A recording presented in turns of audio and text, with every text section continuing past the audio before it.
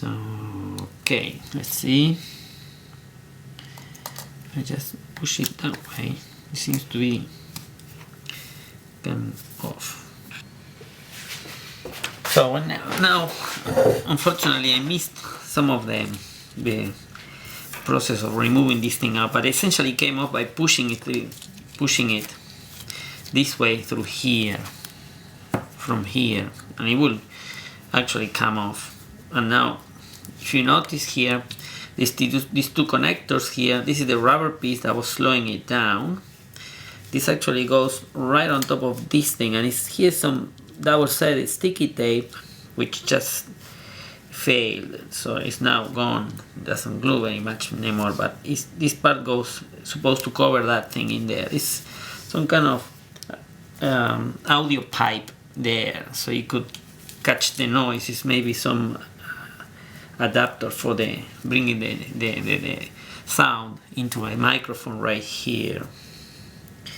So I think at this stage we have the things off, and these two little plastics here come off very easily, as you can see. So we're gonna put it there, but it doesn't want to stay in there.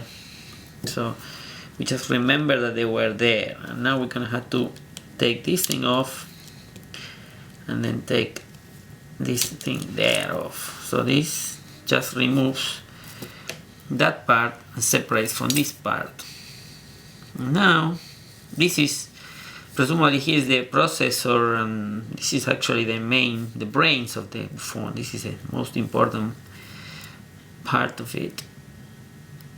And this thing, I don't know what it is, but it has some other electronics. So somehow in here there may be one of these pins here. One of these pins here must go to the switch here. So if the line is broken, it presumably goes from here to here. We have to find out which wires are going from here to here, and then once we know that, we may be able to bridge the connection with a wire, thin wire, going from here to here. So I don't really know if this is gonna work, but since the phone is dead, I actually would like to see if it does work. So here I have the flex cable assembly, and right here is the switch that is presumably failing, and there's a connection between this switch and actually this connector right here. This connector, I have a picture but I couldn't print it right now, so what I will do is actually show you a drawing. I'm gonna put this aside for a moment and then I will come back in 1 second. So right here it is like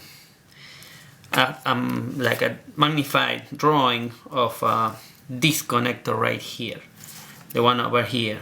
So keep in mind the camera is right there, and then this is actually the part of the phone that faces to the back of it.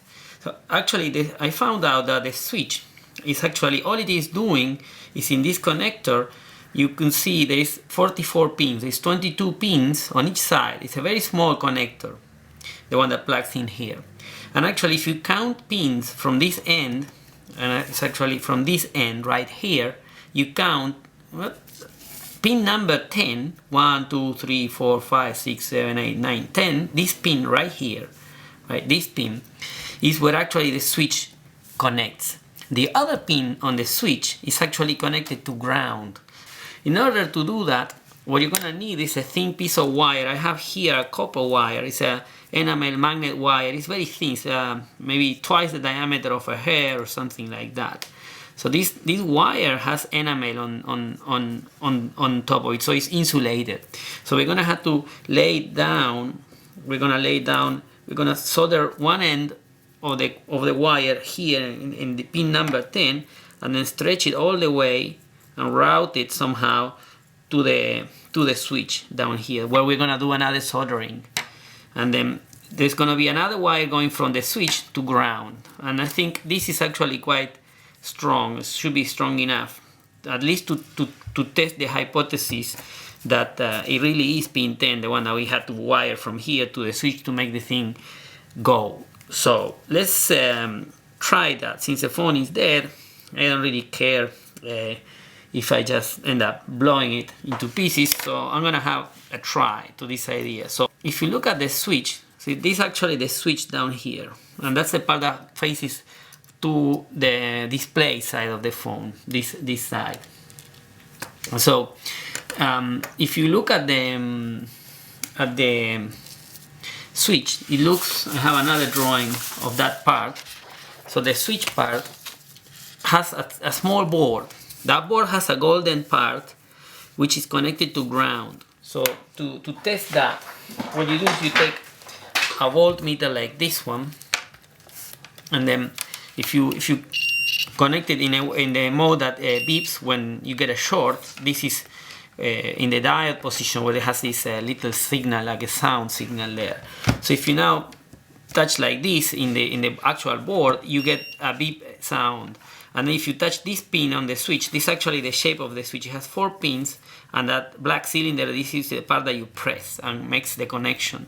So the switch actually closes this pin to this pin and that pin to that pin, but these two are already connected in the switch. I try this by doing this in this end and this end. I get this sound which tests that these 2 points are connected. So it's disconnected with this part here. I already checked that, and it is also, I found that if I touch this and any other ground in the phone, which actually is here or here or here, you can actually get that sound like that. So that means that this point is connected to that, and it is also true that the back of this board is connected to ground, like here. Like you could see it actually is connected, and then so it's connected that point there. It's kind of hard to press on and make a connection, a good connection. That's how I found out that, and it is also true that the ground actually it is connected to here, but I cannot test any conductivity from the other pin of the switch, which is this one, and pin number 10 in the connector, like I described today here. So this is probably the wire that is broken. So I'm gonna try this idea. Solder a wire from here. So it's gonna be a copper wire coming from here, going all the way along this flexible cable to pin 10. And then I'm gonna solder another wire from ground to ground. So when I press the switch, actually, it will connect pin 10 to ground, which is presumably what makes the phone go.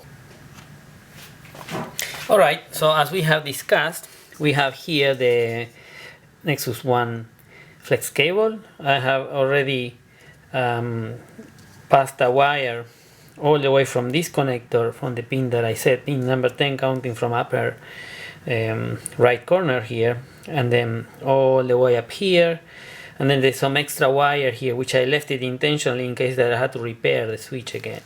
So here's the switch. So I connected the ground to this hole in there where there's ground, and here pin 10. So these two are connected through the switch, like I explained in the previous video. So right now it's time to see if it works. So let's get started rebuilding the phone. Alright, so the first thing to do would be to blow this unit to get all the dust out of any possible dust. So this is just a rubber blower. There are lots of components everywhere in here, so we're gonna blow both sides. Then after this, I'd like to, this is actually a contact cleaner.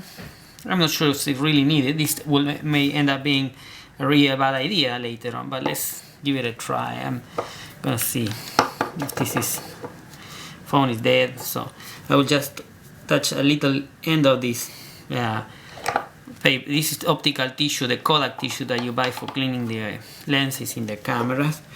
So just want to paint these pins here with this contact cleaner. There's another little guy here, this connector right there, and then there is a, well, that's it, nothing else in here. So maybe this is already clean enough. I'm gonna just blow some more possibly some dust. So this wire, I checked that there was not shorted right here. Pins are all close together, so there's a high chance that you're gonna get a short. I actually did get a short, but I fixed it. So it took me many times to do this, and I finally got it. So I'm confident now that it's at the stage that I could actually rebuild it. So I would actually clean the front element of the camera, which is just optical tissue, and then here is this little chip here, which is a little strange, looks like it's exposed, the silicone is exposed.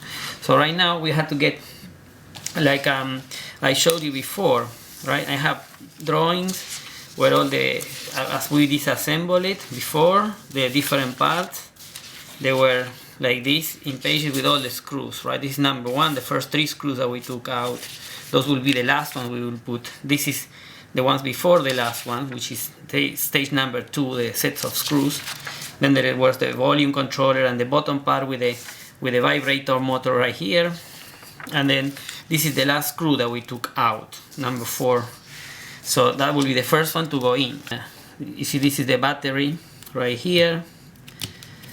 And then that's the battery tray with the phone, the speaker is in there. So I put it all together so I don't lose this part. And this is the bottom part. Here is the main board. And then I got the display unit right here. And then there is a little rubber piece there, which we had to find out where it goes. There is also another one that is down here, which is usually this comes off. This is the microphone part. So this one is our main body. So let's put this battery and part here, this one here. I put this tissue right there to make it soft and nice surface to work. So we start by, so now we have to revert the story. Let's see, first everything we before we put anything, we should flow, remove any dust, and then check for any, make sure there's no components that have been knocked out from the board. This is actually quite beautiful the way it is made. So I'm looking for water damage because this thing did get a little bit wet at one time, but I don't see any damage in here. So I'm going to proceed to put it together. There's actually another assembly here which you could remove, and I'm not going to do that because I don't seem to need that. So before I do this thing, I'm gonna just a little wet tissue. This is DI water, which I use to clean the interior right here. Okay, that looks good. And then